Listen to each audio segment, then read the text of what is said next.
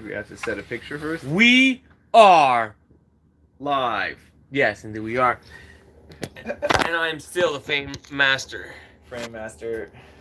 Frame Master Flex is what they called me back in the day because I always hit it on the second time. Nice. So hope everyone's looking forward to this episode. You can see we've got a different painting in the background tonight. Something fresh for y'all to look at because I'm wearing like the same jacket again. Because I still have a few of these in stock. Go to my website and check it out. Super high quality, nice summer jacket. Oh, you thought you were the only one? I don't have them in stock, but Richie Rich, bitch, same place, but cooler. Anyways, what did you want to say this Arty time?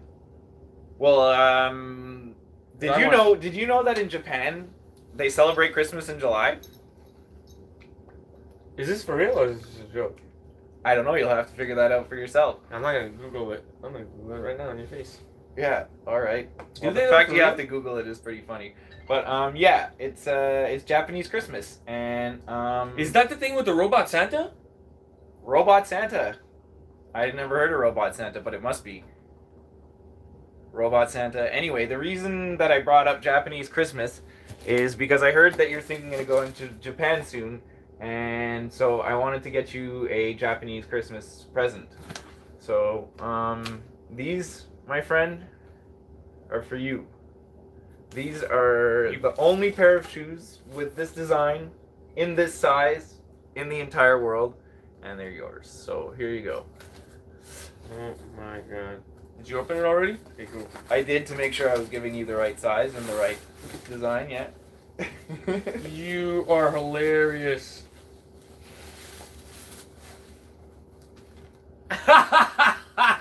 You're hilarious, bro. So, what do you think of those? Well, if you know one thing about me, is that I definitely don't have a green shoe. You don't have a green shoe. Not many people do. But I do have a green hat. This is dope. Is that like over the top or what? The glitter swoosh? The glitter swoosh is the only one that went right. The yellow was too yellow. The black was too black. The glitter was just right. And the laces are yellow or white? I don't remember what laces I got you. What are they? They're yellow or white. All right. This is amazing. Not bad. And These are custom bands. Now, and for where's any the artist, painting? Where's the painting right here? Which one is that? That painting I did as a custom painting for somebody in Australia. It's called Citrus Maelstrom. And it was inspired by he asked me for oranges and white and green, and I think he asked me for yellow and white and green actually, and I told him I was gonna throw some orange there to make everything else pop a little bit more, and it ended up he really loved the painting, and so did I. It's one of my personal favorites. I love green. Green's one of my favorite colors. So when I made these shoes, I basically made shoes that I would want to wear. And I hope that Germ would want to wear them too, and maybe you too. I'm going to have a couple of pairs of these that I'm going to put up on my website soon.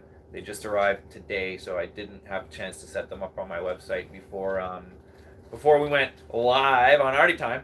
But they'll be up there in a few days, and if not sooner. So keep an eye out. Check if your size is there, because I only have one pair in each size, so got to grab them fast when they're up there. So they're Vans. They're actually made by Vans. They're suede and leather and canvas print of my art. Yeah. No, this is really cool. Did you know you could do that? Did you know that you could go on the Vans website and put your own art on Vans shoes? Well, yeah, because you had made them before. You knew, yes. Yes. All right. Because you had made a pair. So here, it's bothering me again that this frame is like.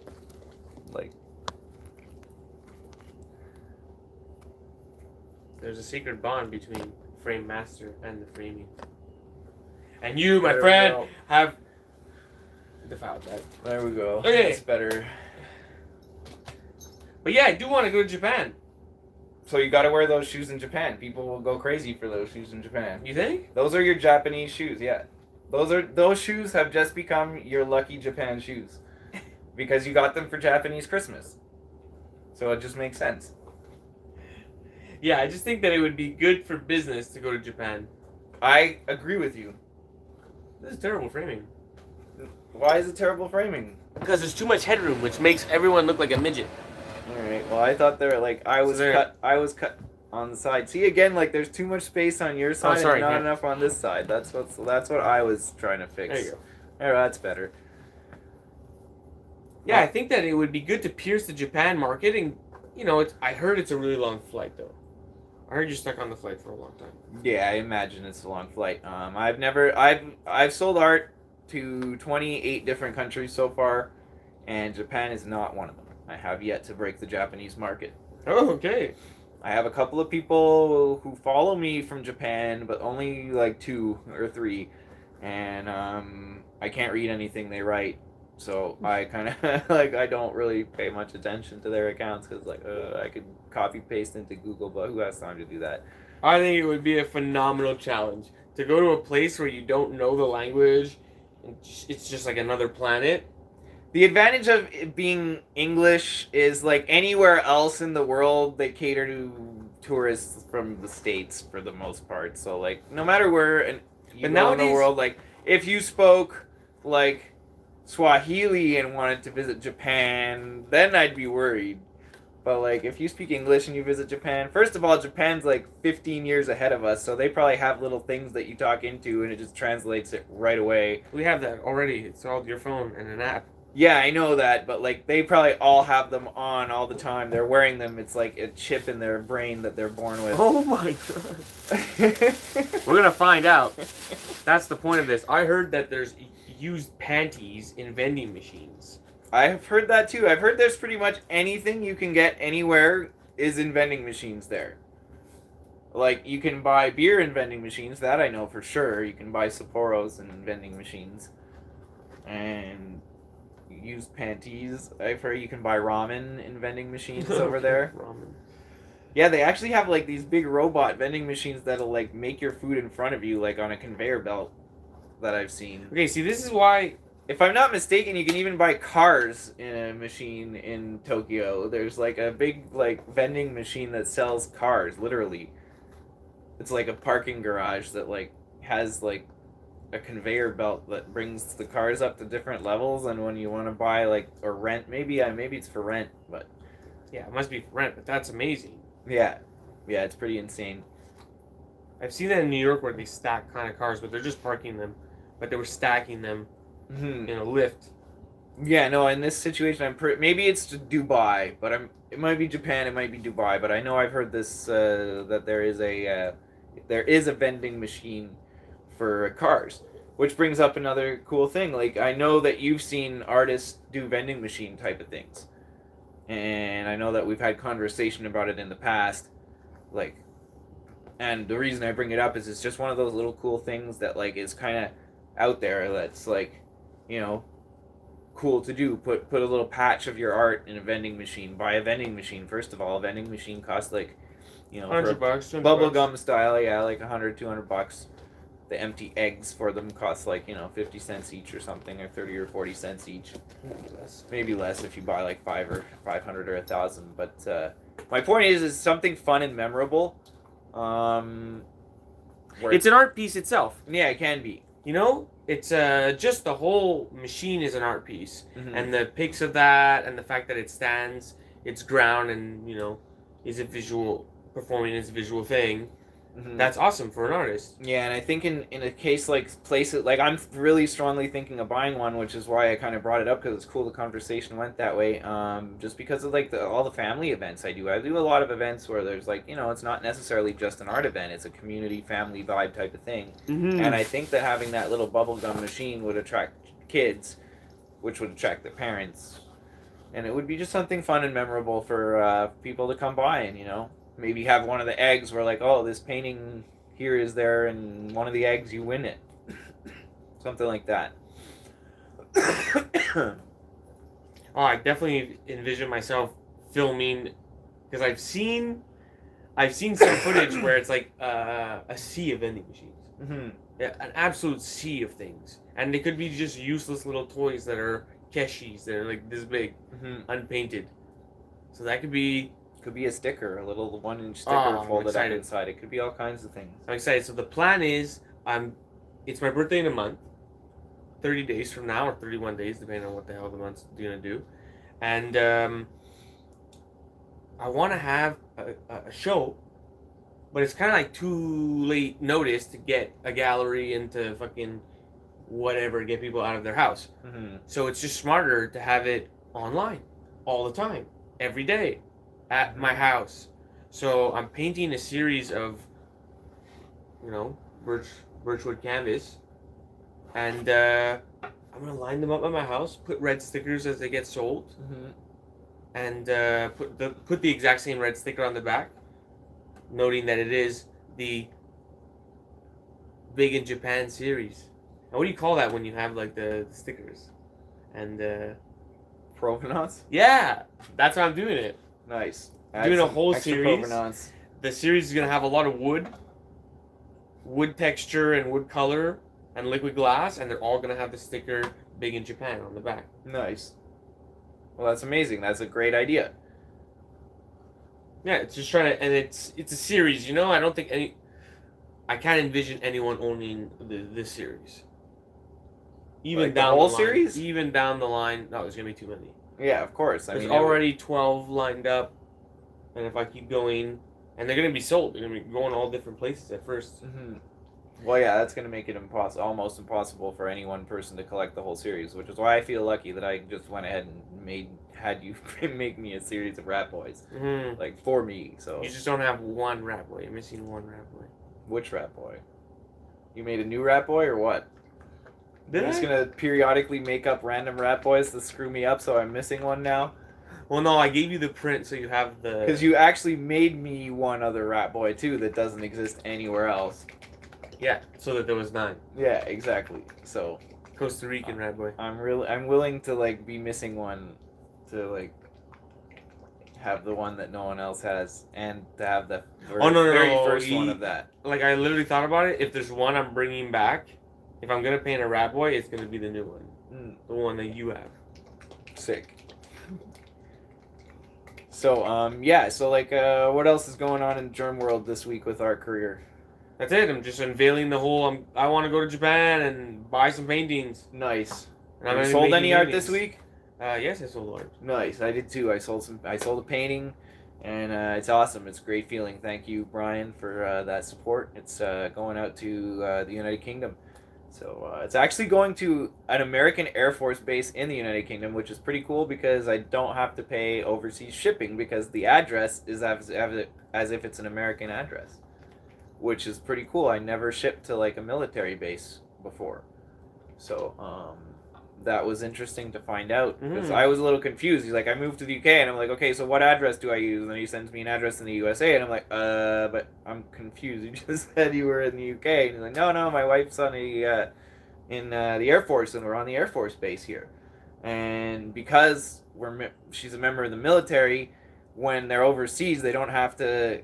Like their family wants to send them stuff, they don't get charged overseas shipping because they're giving their service to the country, so they get charged, like anything that gets sent to them from within the United States gets sent like American pricing, and this did for me too, so that's awesome.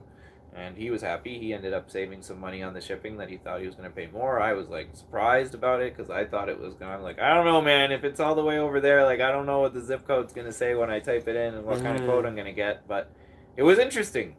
That's one of those cool little situations where that happens when you're selling art and talking to people. Like, you learn about weird things like that. You have to talk to people and be like, okay, cool. I didn't know that foreign military bases had American zip codes. Cool. My guy's just a Montreal person. I'm just dropping it off. And the other ones, because I posted 10 today. The other ones are still, I should check my messages. I honestly should. I spent the day with my son, and there's probably some deals that I have to close in there. But this is Arty time. Exactly. So that's why I was talking about art and selling art. And the other day I asked you. We're both selling art and how awesome that is. The other day I asked you, what do you do if someone messages you for art? And you're like, you make time. So I guess that means right now, on Arty time, I'm making time. All right, if you want to make time for that, that's cool. So the other day on Arty Time and a few times on Arty Time, we brought up hanging art and how to hang art. So like I had consciously decided to keep a pair of these like around. Are they sticky? They come in different sizes. They're basically Velcro, and on the back of each side,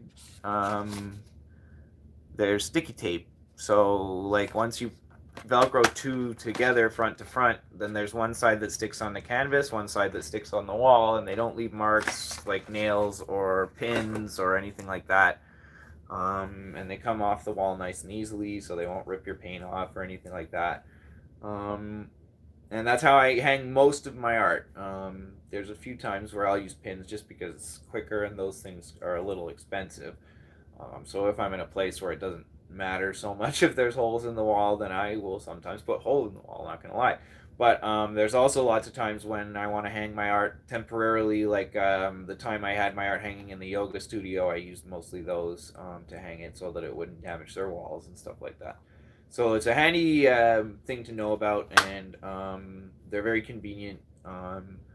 They are a little bit expensive, but at the end of the day, when you're trying to, display your art nicely, like we spoke about in the last episode, sometimes you might have a canvas that warped a little or isn't perfectly square. So when it's sitting on the wall, one corner might come off the wall, and a client who looks at that might not want that because they'll think it's not normal, even though it is kind of normal if canvases, if temperature changes throughout the year, canvases warp and things like that. It holds it in place with the Velcro? Well, yeah, once it's stuck on the wall, because you stick one side on the canvas itself, so it's like actually holding the canvas to the wall. So and it's that sticky. Yeah, I mean you might have to use several of them. It's not. They're showing a wood frame here. Yeah, I mean I've hung 4x4 foot canvases with like 9 or 10 of these big ones. So yeah, it cost me like $10 to hang up the painting, but they're sticky. So I mean they're not made to be reusable, but I reuse them 3 or 4 times before the stickiness isn't strong enough to keep something on the wall anymore. The trick when you're hanging something is to put it on the wall, and like it says in the instructions, like push it against the wall and keep pushing it there for like 30 seconds, and that like sets the stickiness better. And I never had anything fall off the wall that I hung with those. So, yeah, I just use nails and sometimes tacks. Mm-hmm. Well, like I say, so do I, but it depends where and what situation I'm in. Oh, there's holes all over my walls. Mm-hmm. And you've mentioned sometimes that you'll have a canvas that warps, and that one corner will stick off the wall. You mentioned that in the last episode. That's why I've had that. Yeah, no, I definitely had that happen to my canvases. So this, not all, but one, maybe two. This will avoid that being obvious when a client comes by your gallery or studio or whatever to buy a painting, and it's like it won't be janky on them to look at visually. And then if they buy that piece and you take it off the wall for them to give it to them to leave, and they notice that it's crooked, or even if they don't, you should probably be upfront about it and be like, hey, if you notice the canvas is warped, these are how you should hang it, because it'll keep it stuck on the wall and it won't be warped. And like, a slightly warped canvas is kind of normal. That's wood. Wood is natural. It warps in temperature fluctuations and humidity fluctuations, and they should be kiln dried properly. But even if something is kiln dried, if it gets humid and then dries out again, that's going to cause, or could cause, warpage. So I mean, that's why we're talking about this stuff. Another thing you can do once you get to really high-end levels, there's canvases that are called keyed canvases, and they have like a wood key system that allows them to slightly be tightened. They're a lot more expensive, and you have to get them made like at a custom. What about the ones with the wedges? Maker. That they're like that. They have wedges, but it's a little more complicated than that. To be honest, I've never bought one because they're very expensive, and I don't have the money right now to invest $1,000 in a 30 by 30 canvas frame. I like but Michael's level 3 where there's like the frame inside of a frame. Yeah, those are nice frames, but from a gallerist's point of view, they're not necessarily, just because of the fact they're mass produced, and you can't take that and restretch it on something else. because they're glued in to the back. Yeah, why would you want to take it out of there? You know, personally, I don't know, but like, I do know that every once in a while paintings might need to be restretched. Like, say, for example, I'm not talking 10, 15 years, 200 years from now. A canvas that has gone through warm and cold and warm and cold and been shipped 3 times on 3 different continents. That, forget, like, just like the wood will warp, the canvas might start to warp and sag, and it might need to be restretched. And on those level 3 canvases, which I use them all the time, I'm guilty of using them. Guilty, you know, they are a very high quality canvas, and they should last at least 1 or 2 lifetimes without needing to be stretched. But they are hard to restretch because of the fact they're tucked in the back and glued in. 1 or 2 lifetimes. Mm-hmm. In 200 years, someone's gonna look at my Lost in Szechuan. Mm-hmm. And well, that's one thing. Like in the last episode, we talked about legacy, and one thing that I think is important if you want to have a legacy that lasts after you're gone, is to make sure that your art lasts after you're gone. And just like we talked about, people want to get art in a frame already. If they don't want to worry about extra things. Like the less they have to worry about, even long term, the better. Because say for example, I buy Chris Dyer's art and I die and somebody cleans out my house and they're not into the visionary art scene. They don't know who Chris Dyer is. They see these ridiculous hippie paintings on the wall and they just throw them out because they don't like the art. They don't recognize the name Chris Dyer. They're not in the same scene. They've never heard of him. Somebody cleaning out my apartment after I die might just toss those. But the higher quality and the higher end stuff it is, and the more you're known, and the and like say even like say my paintings go to my kids. I don't have kids yet, but get passed down through a generation or two. That same situation could happen where whoever's cleaning out that person's apartment might not have heard of Chris Dyer or Adam Millward or Germ D, and that's a common way that art disappears. Is somebody who owns it dies, somebody who cleans up after, who's not an art collector or art fan, doesn't know or care. They're just trying to clean up this mess that's left behind and deal with the paperwork and and it's stressful and they're grieving, and the last thing they're thinking about is that it's like they just got to clean this thing out because they got to sell the house. And yeah, but if you make a lot of art, it's all over the place. You're right, but that's why I was bringing up the higher quality materials you use, the more you make it so that people down the line don't have to care. And if a canvas is saggy, then it's probably going to be the first one to get chucked in that situation. If the canvas is at least stretched nicely, maybe the guy will take the time to Google your name, and be like, oh, this guy's art is worth keeping. But if it's a saggy old canvas, maybe not. So yeah. Well, so that's the only negative thing I've heard about. In 200 years, art is going to be canvases. very different. They used to paint Bob Ross's.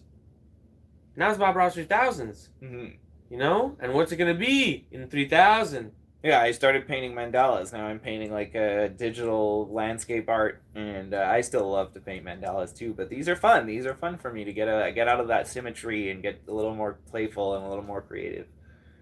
And I think they resonate with people. I mean, the painting I just sold this week was one of these style ones. So black background too. Yeah, it was like this one except smaller, kind of not exactly the same design but similar. And it was cool because the guy who bought it told me that he took my advice about collecting art, and instead of necessarily if you can't afford one big piece, buy several small pieces from an artist whose work you like and display them together, and that one collection of little pieces can sometimes have the same impact as having one big piece.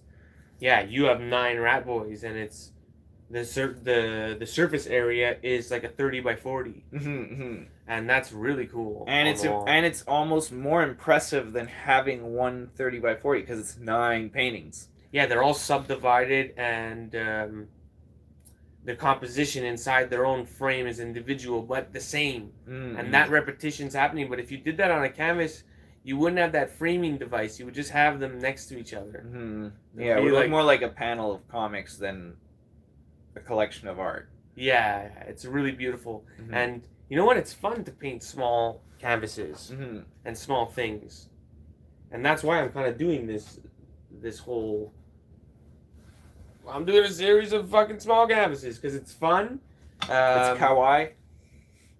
Will there be kawaii ones? Maybe, but you know what? What kind of sucks is they're all the same size.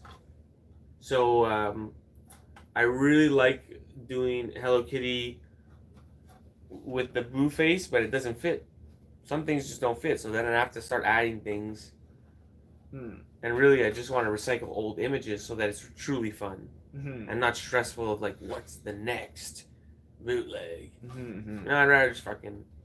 Here's a fucking old one. Lost in the Szechuan. Obviously not done. Still gotta apply the black, but. Szechuan. Yeah, no, that's a good image. I remember, or I don't know if it was the first time you did it, but I remember seeing that image from you before, and I don't know if it was an ink or a drawing or what it It was. was on but, shirts. It was all kinds of things. Yeah, so there you go. So bringing it back is not a bad thing, you know. If you can take, that's why I like.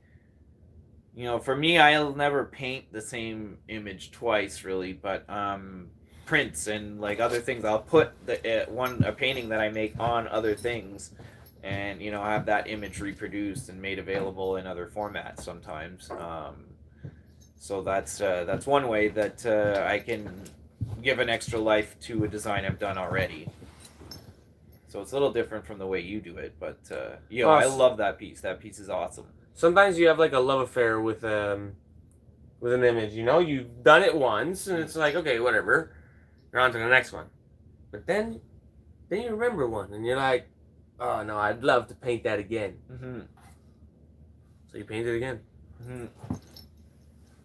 That's pretty much how my art kind of is, you know, like, and then the style where there's a whole bunch of things. That's basically that again, where it's like, oh, I'd like to paint Pac-Man, and I go through my comics, and I have several Pac-Mans that I have, and decide which one I want to paint, and I paint it faster than I would when I painted alone, because when you paint it alone, it's all about that. Mm-hmm. But when it's mixed and drippy, it's really about just the act, and that's the funnest art. Mm-hmm. The recreation of old things, and there's no stress. It's just like, what do you want to do? And then you have all your references and you just paint. Whereas the other one that you see me do is a little bit more stressful and planned. Mm-hmm.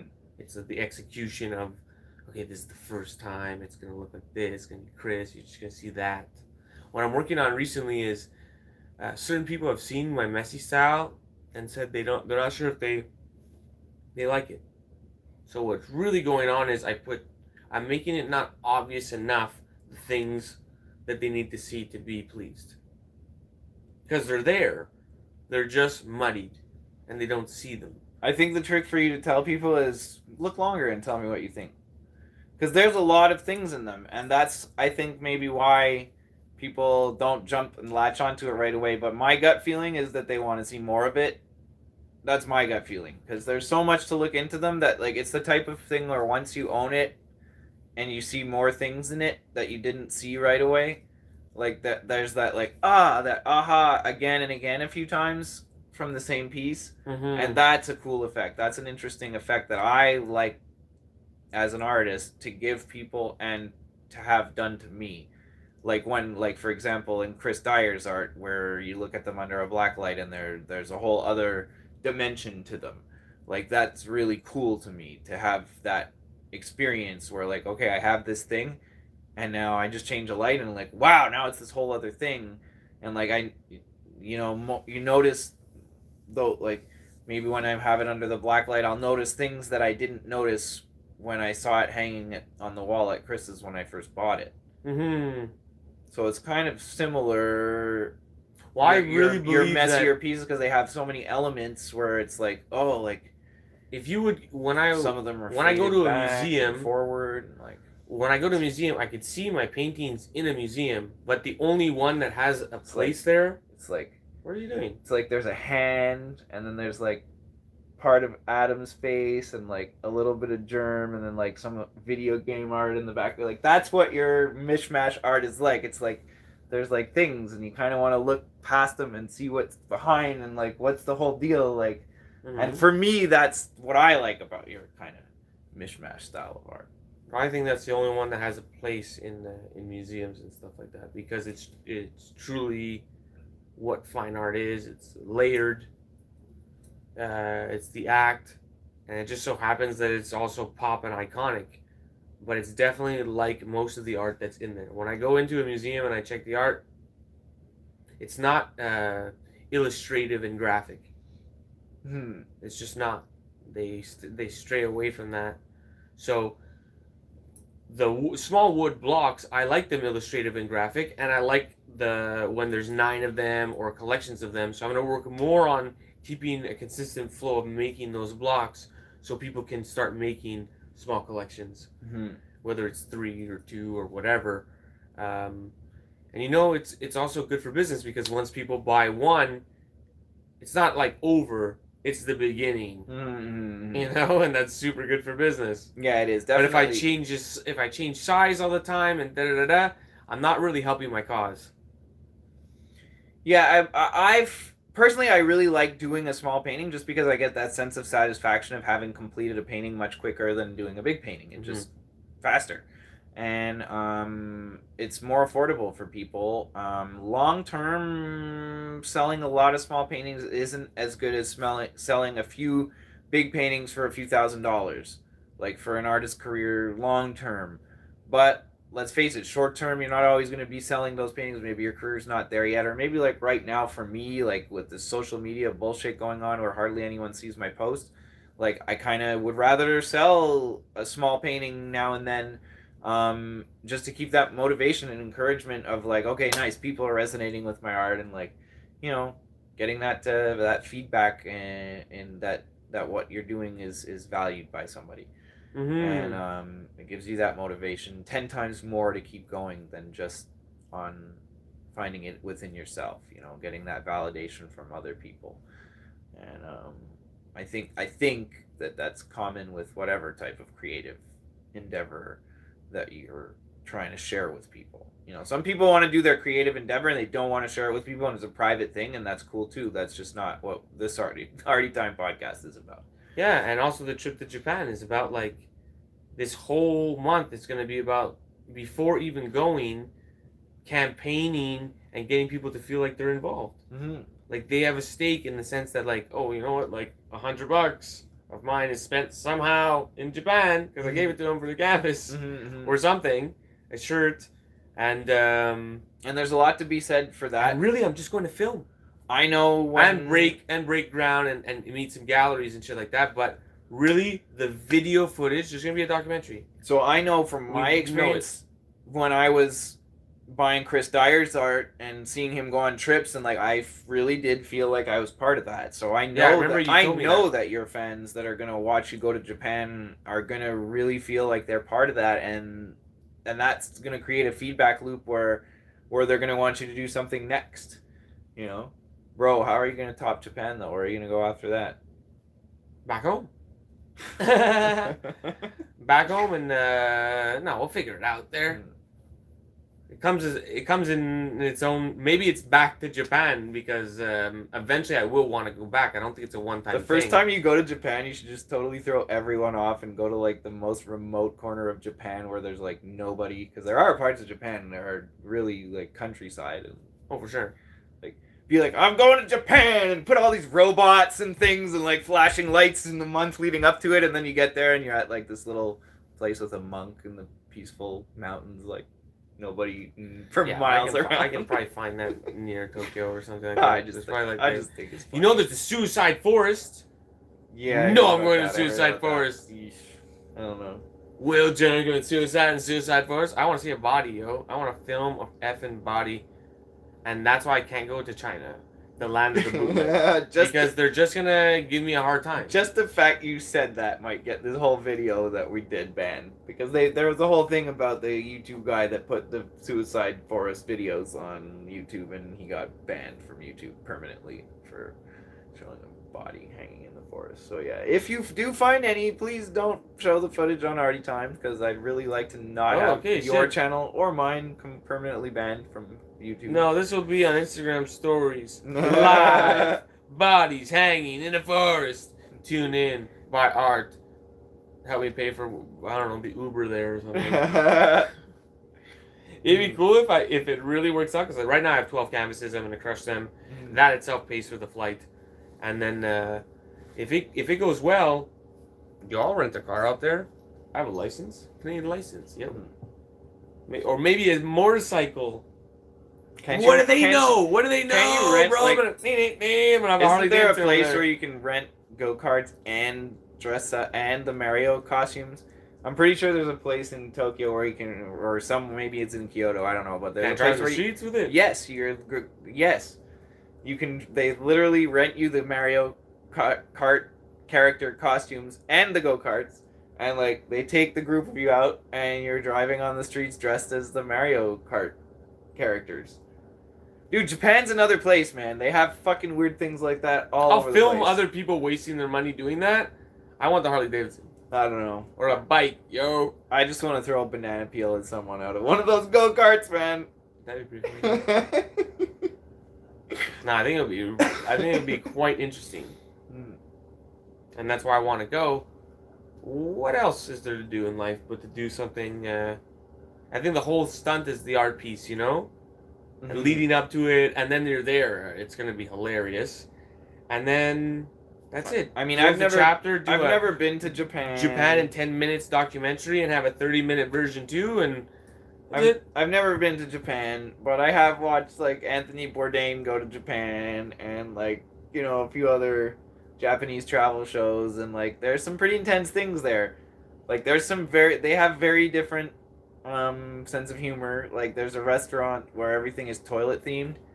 And like you order, from what I heard, you order soup, and like the soup comes like with your noodles in the thing, and like all the liquid is in the back, and it literally comes in a little toilet that you flush, and the soup goes into the noodles. So like you eat the broth with the noodles, and like you're sitting on like the benches along the wall are like urinals that have like seats on them, and like the whole thing is toilet themed. Look, the whole thing is clearly going to be... the food situation is going to be a nightmare. I know. It's going to be for anyone on keto diet, I don't know. Probably everything there is super low carb. I'm pretty sure Japanese diets are low carb. Because of the fish?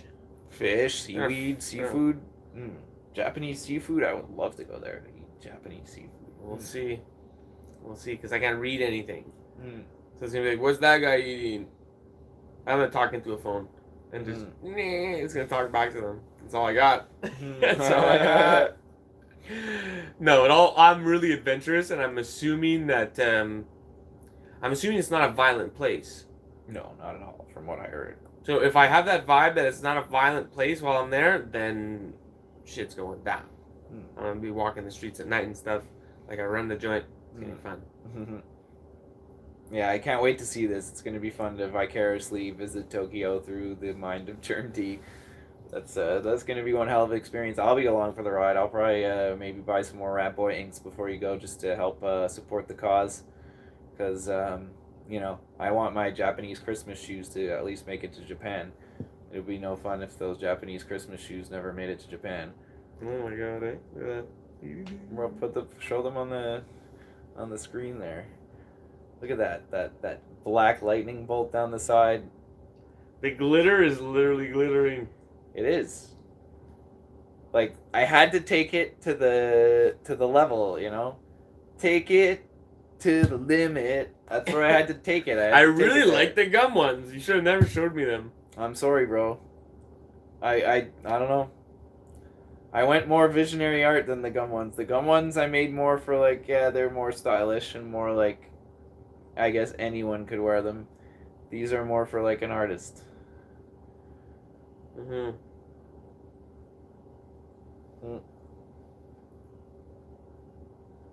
I'm stoked to wear my pair. I can't wait to wear my pair. These are gonna be like my St. Patrick's Day shoes. That's officially like my St. Patrick's Day shoes. Okay, it's like The that. green and Irish, and it's gonna be like that. Yeah, those are gonna be my St. Patty's Day shoes. Because like years ago, when you could order all these fake Nikes from China, I ordered a pair of freaking fake Nike Air Maxes.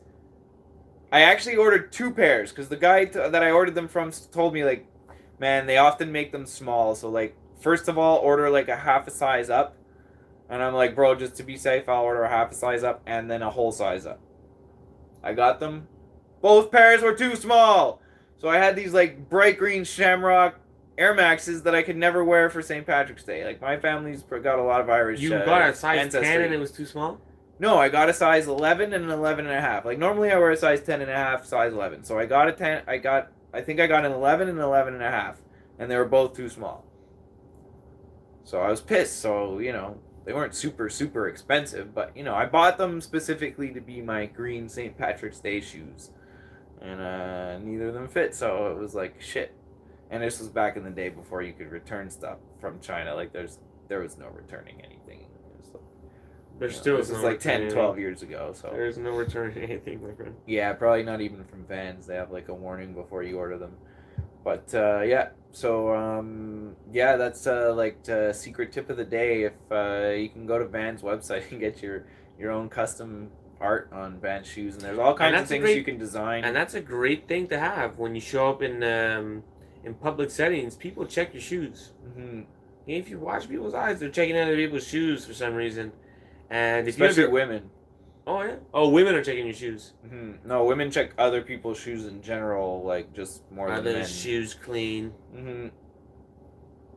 But with that said, if someone checks your shoes and it's your fucking art on it, and the van and their Vans, like that's the like I could have put my art on any shoes. I could have put my art on any shoes, but I went with Vans for the same reason that he calls himself Bob Ross 3000, because Vans already has a huge brand awareness and a huge good reputation.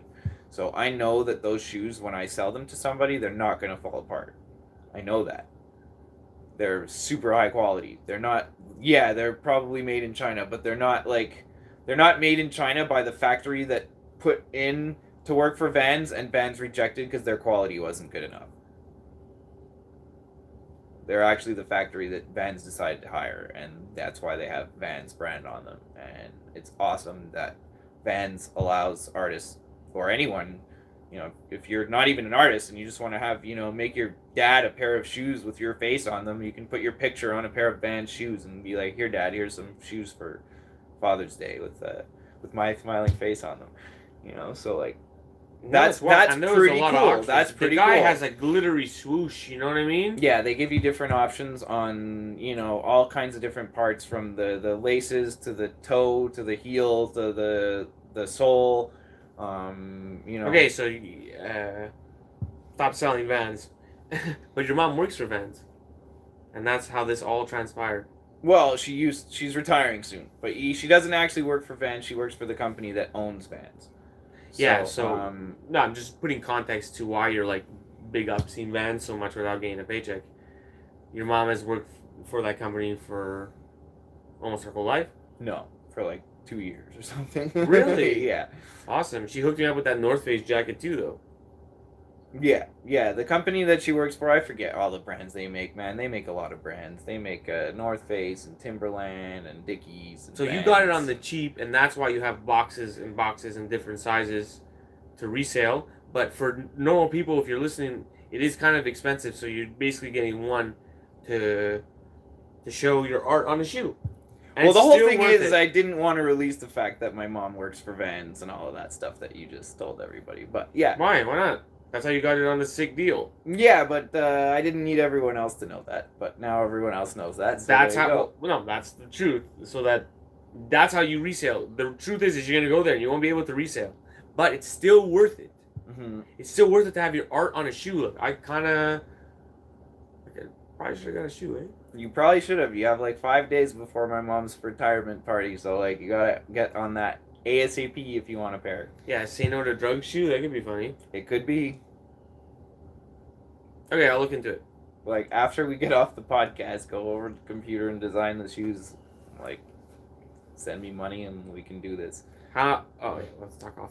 We'll have to talk off air because he doesn't like to talk about the costs. Yeah, I mean, that was. But I'm getting hooked up, yo. Like, there's some business things that happen that you don't always want everyone to know, and that's fair too. You know, like business is business, and like if you get a really good deal from something, like you don't need to let everyone else know. Let them wonder. Let them be like, holy fuck, how did Adam get 13 pairs of Vans? It would be nice if people didn't know his mom works there. But now people do, so now people are going to be like, oh, his mom works there, that's how it happened. Instead of with the mystery of, holy fuck, how did Adam make that happen? Oh, okay. I hear you. But this is more about businessy things. Yeah, and that's one of my businessy things that you kind of like... Oh, I took it out of his cuff. It's good to have things close to the cuff. Whatever. In this case, I hope that because you mentioned the other thing before, they just cancel this episode of Arty Time and it'll be like, alright. It's really about the fact that you were like talking as if you were sponsored by Vans. You know what I mean? Well, the thing is like I would like it if Vans got in touch with me and said, "Hey, Adam, your mom brought our shoes in and showed them to the design guy, and we think that you make some hot designs, and we'd like to work with you." That would be awesome. That would be totally awesome because that would take my whole art career to a new level where I would be like a Vans designer and I could gain a certain level of respect in maybe the skateboard culture and like a whole bunch of new markets that like might not respect me otherwise. So like it might get galleries to look at me a second time like, oh, Vans designer, he has his own art and he wants to be in our gallery, like this guy might be worth looking at if he's a Vans designer. So yeah, that would be really cool because my mom does know the design team at Vans, and it's possible that well, it's not possible, it's very likely that I'm going to get these shoes that I designed in front of those people. They in fact asked my mom when they get there, please bring them in so we can look at them. It's so good that I brought that up, the mom thing. Yeah, it is. Hold on, let me go into it. Like, now, who knows what's going to happen? Like, it's just kind of one of those things where it's like preemptive and like... In the real world, they're not going to teach you this in school or anything, but in the real world, it's kind of who you know. Now, you don't have to have your mom involved, but you have to realize that if you don't know the people that are involved with the thing that you want to be involved with, it's not going to happen. They're not going to be like, hey, who's that rat? Go digging and find you. It's not going to happen, so... One thing you can also do it's important to be go to aware. Vans store, okay, go for it. Hang around with a Vans employee, ask them where they go after work, meet them, buy them a drink or two, and be like, hey, I'm an artist. Want to help me out with that employee discount? Like, I don't know, like, it doesn't have to be your mom. There's ways to, like, make things happen. Oh, because they have employee discounts. Yeah. Oh, they all do? Yes. Okay. Like, did you ever work anywhere that didn't give you an employee discount? I mean, that's like... I worked at an IGA and they didn't give me any fucking discounts. You didn't get an employee discount on your groceries at IGA? No. I never even thought about that. Of course you got an employee discount. You'd probably just missed that part because it was in French on your paperwork or some shit and you didn't read it. Maybe. Oh, for sure you got discounts on your groceries. That's a long time ago. It's like, dude, what was I buying? Cereal? Or maybe you had to, like 16. Work there for a month before it kicked in or something. But anyway, like, long story short is, that's how I made it happen. My mom works there and it's cool because I'm going to be releasing more than that design. I have, like, 3 or 4 other designs besides that one. And it's going to come out of nowhere, and people are going to be blown away by this fact that Adam has his own line of Vans shoes all of a sudden. Mm-hmm. And that's amazing because, I honestly feel amazing when I put a pair of shoes on and it's got my art, and then I put my jacket on and it's got my art, and I've got my shirt on and it's got my art. Like, there's something very empowering about that, especially coming from where I came from, where I was a scammy telemarketer for 17 years, lying to people on the phone about how well their ads were going to do on websites that nobody visited, and feeling like a piece of shit about myself at the end of the day, and having to wear a suit and a tie and like be this person that wasn't me.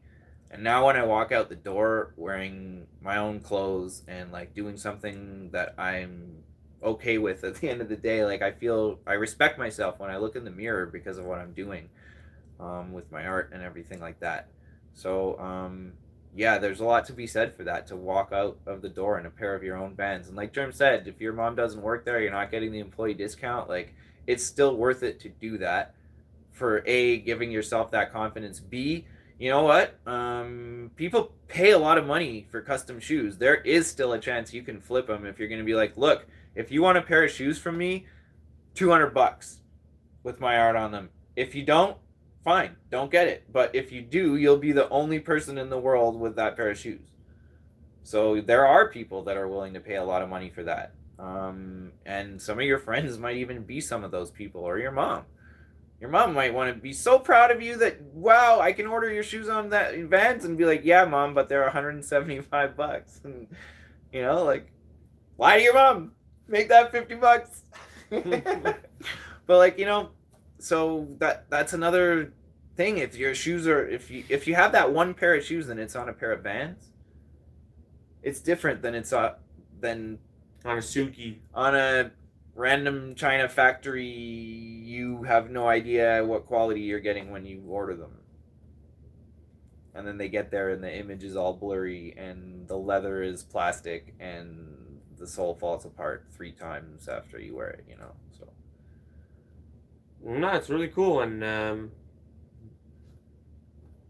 so there we go. Like that's the Vans thing. They're not paying me to say anything more than that. No, it's all good. They're not paying me at all, but I don't think they need to pay me because I got opportunity. I got an art store coming over to my house to I don't know. They want to film, but they're also looking to sponsor me. Is this Hashem? Yeah, they're coming to my house. Awesome. When is this? I didn't hear about this. I told them that I'm free Thursday or Friday. Nice.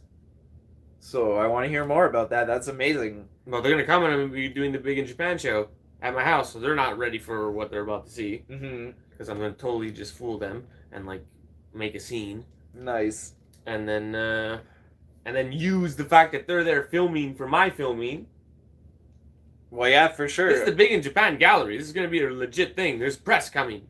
When I got interviewed for the CTV News in Montreal, oh yeah, I should call that girl. I took pictures of her and the cameraman with me, and for sure I posted them up on social media before the interview aired. Like, here, look, guess who was at my house today? And everyone English in Montreal knows who that reporter is. Absolute genius. I'm calling her. I'm gonna call her up. Do it. Well, it's just on Facebook, eh? Yeah, so, she's Facebook. I don't know if she's on Instagram a lot. This is another story on Facebook. About Adam's mom. Well, I think we've told this story before. Whether your mom saw her say that she should. The entertainment reporter on the CTV News which is the main English Montreal news channel. Her name's Christine Long, and she was interviewed on the radio when my mom was driving to or from work. And somebody asked her, hey, Christine, how do you find all these interesting artists and entertainers and musicians that you interview? And she said, honestly, a lot of them send me messages on Facebook. And so my mom told me this. She got home and she's like, hey, I just thought you should know that Christine Long finds a lot of the people she puts on the news through Facebook. So you might want to send her a message. So I did. And I told her exactly what I just said. I'm like, hey, my mom heard you on the radio saying that you like it when artists reach out to you. So I'm an artist and this is what I do and I'm just reaching out. And she wrote back to me and she said, are you free Friday? And I said, yeah. She said, we'll be there with the camera at 11. And I was like, what? Like, I went from this shot in the dark to, like, we're being there at your house on 11 and we're putting you on the news tomorrow. So, like, it was amazing.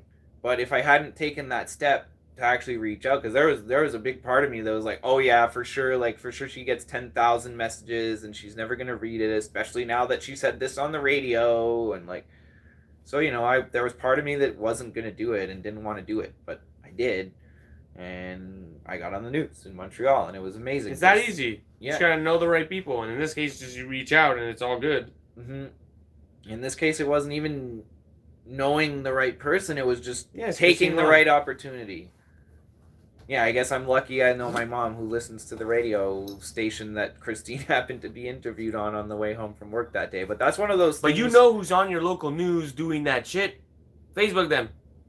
Yeah, look them up on Facebook, look them up on Instagram, say hi. Christine Long on this. Yeah, like, I don't know who your local arts and entertainment reporter is, whether it be for your newspaper, whether it be for your local news, or whether it be for, like, a radio reporter. They're all worth looking into. And because it's good for promo too. You take pictures while you're there, and that adds credibility to your art. But on the other side of the coin, it also means that they don't have to work as hard. Like, you're making that reporter's life easier by giving them the story. So it's like, if you at your job, if somebody's like, here, I'll do half the work for you, Are you going to be like, okay, cool, I'll do the job where I have to do half the amount of work? Well, a lot of the reporters are going to be the same way. If you give them the story and give them the opportunity instead of them having, to pay attention to their contacts at bars and, wherever, who's coming to perform and this and that and the other thing, they very well might take that opportunity to just like make their lives easier and interview you instead of whoever is coming to the bar to play music next Thursday night or whatever.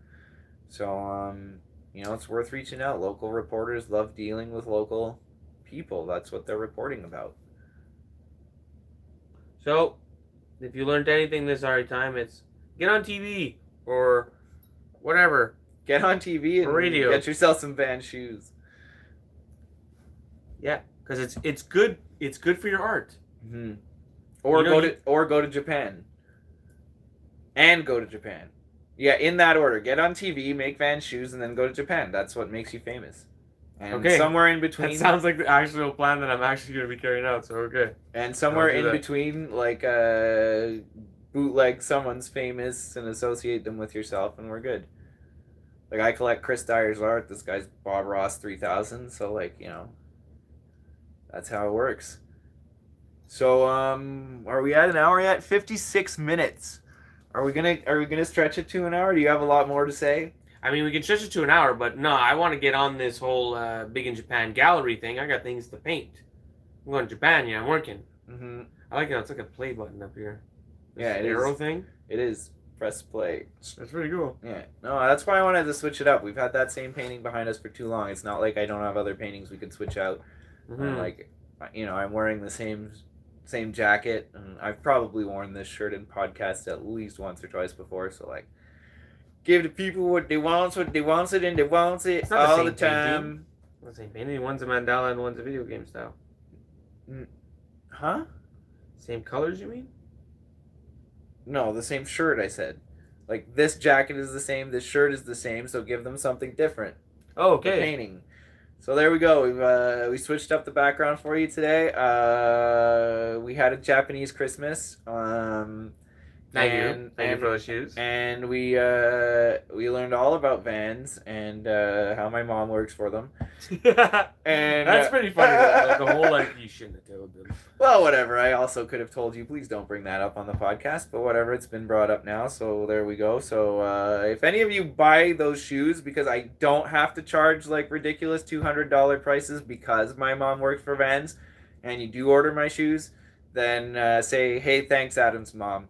And I'll pass on the message, and she'll know that you guys appreciate the fact that she helped hook that up. So yeah, I actually I don't have to pee, but I'm getting freaking thirsty, and I don't have anything here to drink. So I think I'm gonna go get something to drink. Can wrap it up, and yeah, I don't even know how to stop this, so I'll let you do that. Are we cool? Yeah. All right. Look forward Peace. to Arty time. Arty on. Excellent. Arty on, everybody. See you next time. So I'll be doing the Big in Japan gallery for the next 30 days. Check it out. Whenever you're listening to this, I don't know, go on my page. I'm going to have pictures of all these little wood blocks and what it looks like to have a series of them. So, starting with Adam's Rat Boys, which I'm going to take a picture of right now. If you want, I'll bring the podcast in there and we'll get it to 1 hour and we'll show that on the podcast. I thought we'd shown that already. Really? My room's probably a mess. Okay, give me a sign if it's a mess. And we will not go in there. It's off limits.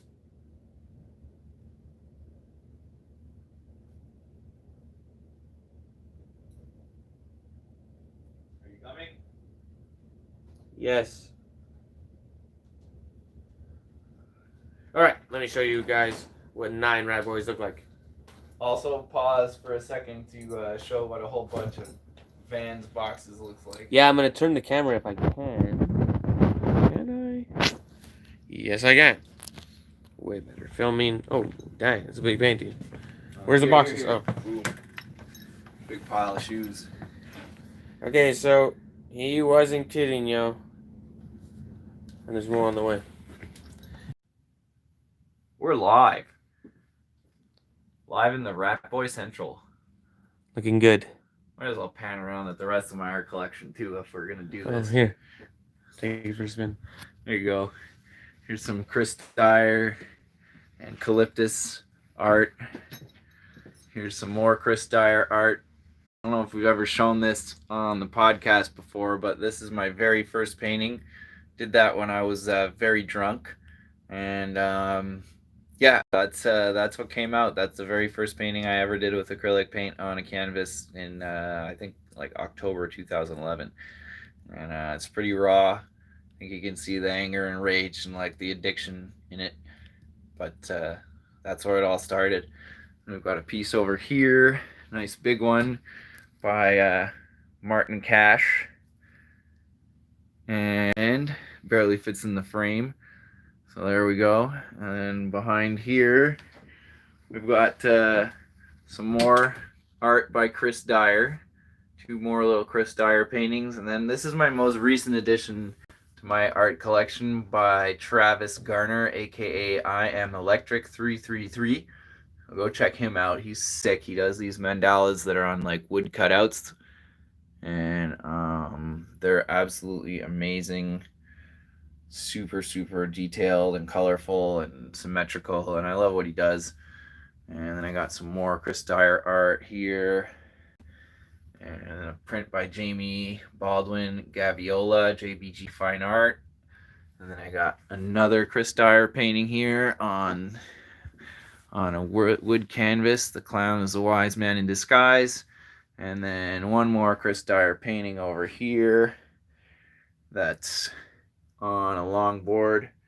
And then I got, last but not least, I got Jazz Cabbage that Germ gave me on the last episode of Arty Time. I think so, anyway. Did we?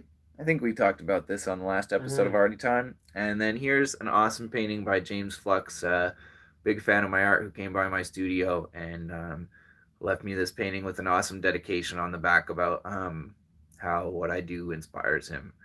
And it was one of the most touching moments I've had in my art career. So anyway, that's about it for the tour of my art collection for now. So I guess we'll let you go because I'm thirsty. And that's about it. How do we turn this off, Germ? At X stop, right? Already on.